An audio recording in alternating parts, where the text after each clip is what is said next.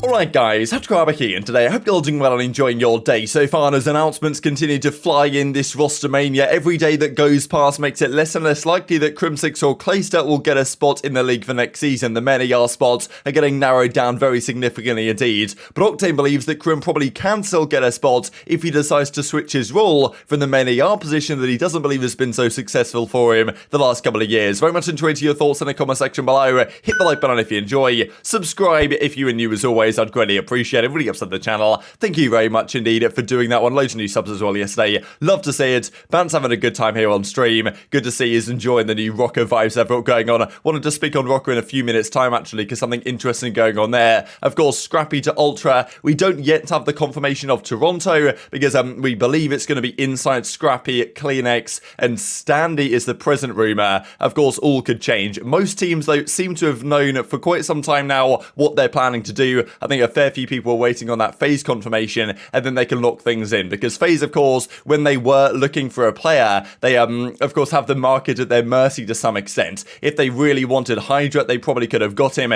They maybe tried to get Insight, they maybe tried to get Pred or Sib or someone from Seattle, or at least maybe those players wanted to go to FaZe, or when FaZe finally made their decision to get Slasher into the team, then other teams can finally settle down and say, okay, yeah, these are the players that we're going to sign forward. Subliners, of course, are rumoured to be Sky's Hydra, Kismet, of course, as the SMG duo, and then Priester as the flex. We'll see if that one gets confirmed over the coming days. This also then from the Seattle Surge, confirming yesterday they're running it back for next season. Accuracy, Mack, Pred, and Sib. Nice video they come out with right here. So I think honestly, going into this offseason, this is probably what I expected them to do. Is this the best possible decision? It's a bit of a question. They did have a great season by Seattle Surge standards. Their first 2 years in the league were tragic, right? Obviously, Modern Warfare, not really worth talking about. And Cold War as well was arguably even worse, despite the fact that they upgraded some of the players on their roster theoretically. Last year, though, they took some big steps in the right direction. The Pred, the Sib move was very good. The fact that Mack was released by New York was already kind of questionable. They bring him in. Accuracy as the great leader that he is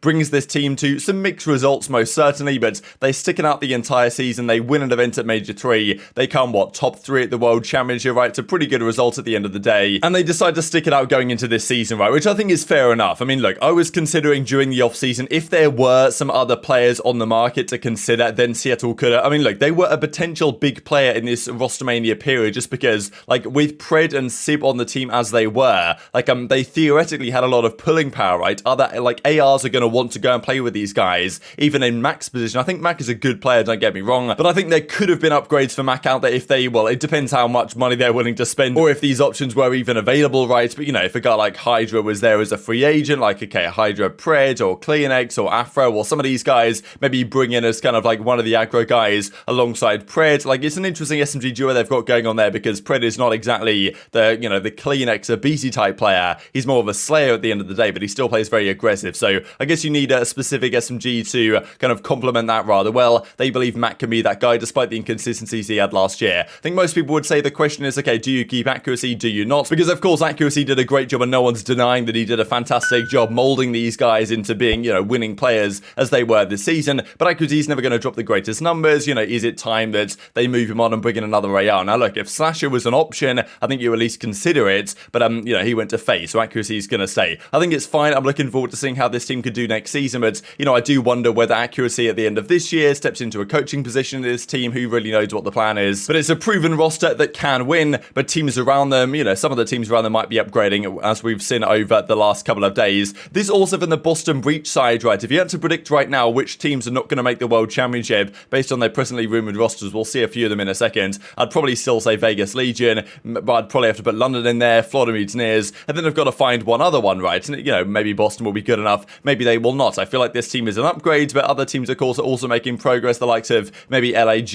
Minnesota Rokkr as well, of course. But yes, apparently Beans, a really promising kind of European amateur player that's been around for a couple of years now in kind of the AR positions, is apparently going to play for Boston Breach, and that is seemingly pretty much done and dusted at this point. Now, it seems like he's going to be a, well, substitute player for their roster as it stands. Like, of course, it's unclear to a certain extent whether he's going to start or be a sub, but I imagine he's going to be a sub for the team. But it does make me wonder, because even like, well, Doug's kind of replying here, because Doug knows his team for next year in the Challenger side is going to be him, Shawnee, and Volant, plus the sub that the Boston Breach get, because of course Doug's on the Boston Academy. So Beans is probably going to be their guy for their roster, so maybe this, these kind of replies might imply something is going on over there. Now, they've been doing some interesting tweets about probably indicating that an announcement is coming relatively soon, that like it's all this cryptic stuff that you really have no idea what's going on here. But we expect them to announce Vivid, Nero, Awakening, and Methods maybe relatively soon, but I do think Methods has to be concerned, because with Beans coming in, it could be an Insight situation v2, where on Toronto a couple of years ago, when of course Marky B and the team decided to drop Methods for Insight, questionable change at the time, worked out in their favor. You know, down the line here on Boston, if Beans really proves himself as he has been, then maybe that's a move you make as well, even though does it really give the leadership they need? That's another question mark for that roster, because I think that's the key weakness that Boston team has, is good consistent leadership, right? You know, an accuracy player on that team could be rather good. Can Methods bring that? Who knows? Beans probably can't, but it's an interesting question. So that's kind of the current roster mania goings on. Let's discuss Crimsix then, right? So Clay the other day came out with a tweet thread effectively saying that, you know, his opportunities are very slim indeed. One organization that might have been Boston kind of screwed him over by saying they were going to give him a spot and then changing their mind. Crimsix really hasn't been trying that hard, it seems, to get a spot. We know that Crim, he might just decide to, you know, call it a day and retire here, but it would be kind of crazy to me if Crim has to retire of his own volition. I think he wants to keep playing if he can, if he finds a good opportunity, but I think he's probably less willing than Clayster is to kind of go out of his way to find spots, as in, right, like if there's a, you know, a Vegas spot, for example, for not that much money, like Crim's going to be like, nah, no, I'm not going to do that. I'd much prefer to maintain my sanity and make money other ways, for example, by streaming, as he has been doing an awful lot of lately. But Octane goes on to explain exactly how Crimsix can probably still get back in the league, and that is largely due to potentially changing the role that he currently plays. The last couple of years, he's been the main AR for a team.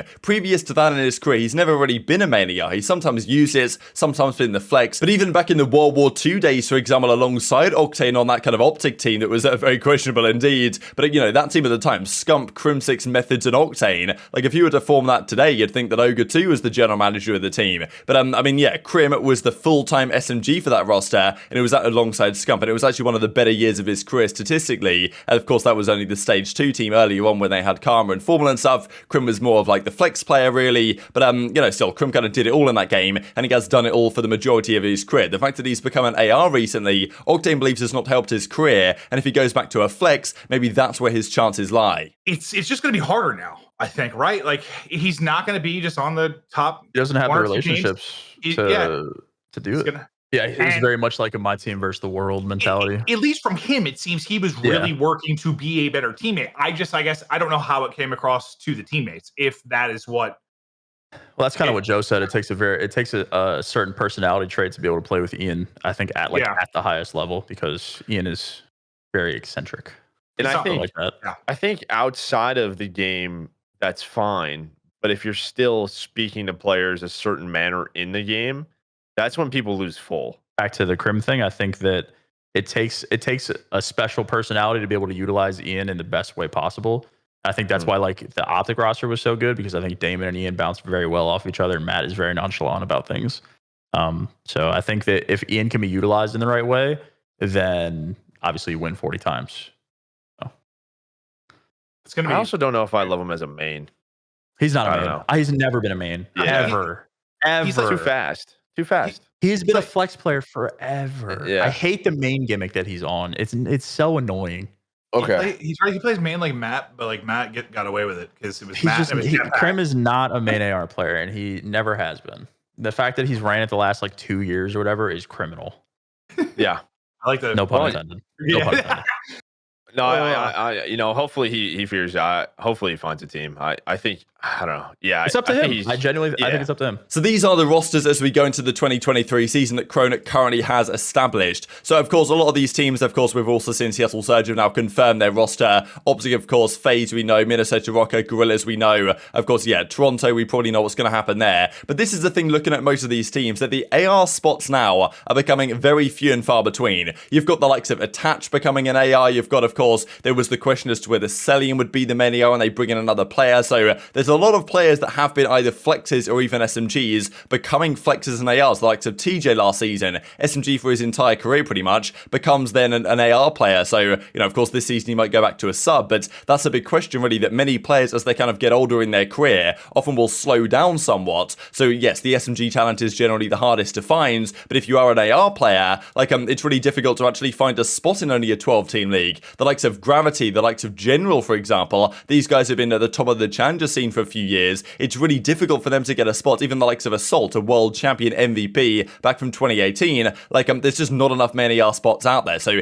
if Crimsix is trying to compete for the AR spots, like he's really going to struggle. We know that Sky's just going to go to the subliners. These are the teams that are in question, really. I mean, Mutineers still is the kind of big one to me as to whether they decide to get Crim, because I do think it can work on this team, but yeah, I'll explain why I think maybe that's possible. London maybe, but they probably want to go for the UK team and keep 0. And then of course Vegas, their flex player is going to be Temp, and their AR is unknown, right? It could be Clay, could be Crim potentially. But yeah, of course, last season on the subliners and the season before on the Dallas Empire, Crim was the main AR for the team, right? Running that, you know, full time effectively. Now, in fairness, on the Dallas Empire team back in Cold War, that made sense just because they'd come from a 5v5 kind of game where Clayster and Crim kind of both did that role, or like Clay was really the main, I suppose. Crim was the slightly faster guy, because Crim's pretty damn fast for a main AR, like it's got to be said. Like his playstyle doesn't really fit that role, I don't think, perfectly, and I think Octane certainly agrees there, having played with and against him in that role over the last few years. But then when Clayster got dropped from, of course, it went from 5v5 to 4v4, then Crim kind of had to take up the mantle as the main AR, because you've got iLLeY, Shotzzy, and of course Huke, right? So he's going to have to be the main. And then he kind of kept that going into New York Subliners last season, which kind of made sense. But nowadays, right, there's so few AR opportunities out there that maybe Crim going back to the flexes where he can not only perform better, but also where he belongs in a sense, right? We look at the Florida Mutineers, for example. MajorManiak wants to be their main AR. They want him as the main AR, and I imagine he wants the other way around. Good S&D player, good leader, this type of stuff. Major and Crim, not sure it's the best AR combo you're going to find, but I mean, yeah, it's just really difficult to find many AR spots out there for the likes of Crim or the likes of Clay. There maybe is one going over at Vegas. Maybe like Florida haven't completely settled on Maniac, but they probably have. And it's not like Crim's numbers over the last couple of years really imply that he's great in this role either. Now, maybe he's just getting on in his career and isn't quite as good as he used to be. He did admit that this season individually, he felt like it was probably one of his weakest seasons ever. But as a teammate, he thought he was actually at his best that he's been in quite some time. So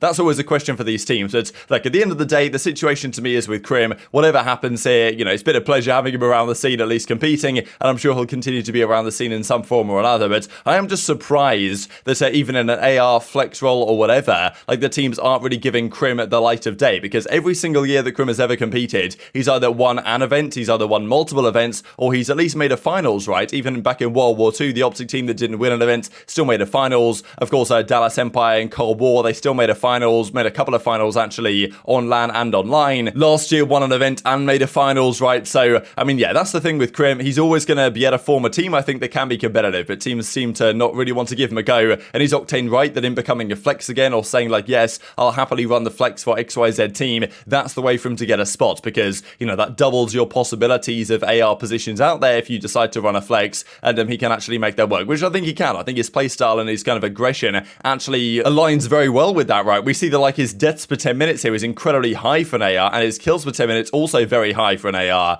in Hardpoint last season. Like these aggression numbers are not in line with, you know, a lot of the other main ARs in the league, for example. So definitely something I think to consider. His damage numbers are good as well, because he gets into a lot of engagements. So maybe Crim as a flex is the way for him to go, and then he can still provide the leadership that we know he can bring to certain teams. But look, he's been streaming an awful lot, right? He does another 15-hour stream last night, kind of implying again that, yes, probably the streaming, the content route is the way he wants to go, unless he gets a very specific offer which could be good for him. But I'm just kind of surprised, as maybe Octane is, that teams aren't really giving Crim the light of day necessarily. And just I did say I'll talk about the Rokkr real quick, because Bance and Scump having a few words when I moved to Texas. Can I take you out to dinner? I believe that Minnesota actually said the other day that what they're planning to do, at least maybe in their press conference or something, is move the Rokkr guys out to Texas, to Dallas, for maybe the winter, and then maybe bring them back to Minnesota for the summer. So not exactly sure what the plan is, but I'm pretty sure Attach should say here on stream to Pred that like, yeah, I'll see you out there in Dallas soon enough. So I do believe that's the plan for the Minnesota Rokkr. Could be good from the internet perspective as well, that Los Angeles Thieves might not quite have the luxury of playing from the compound. But very much intrigued to your thoughts on all this stuff in the comment section below. Hit the like button if you enjoyed, subscribe if you were new as always. Take care,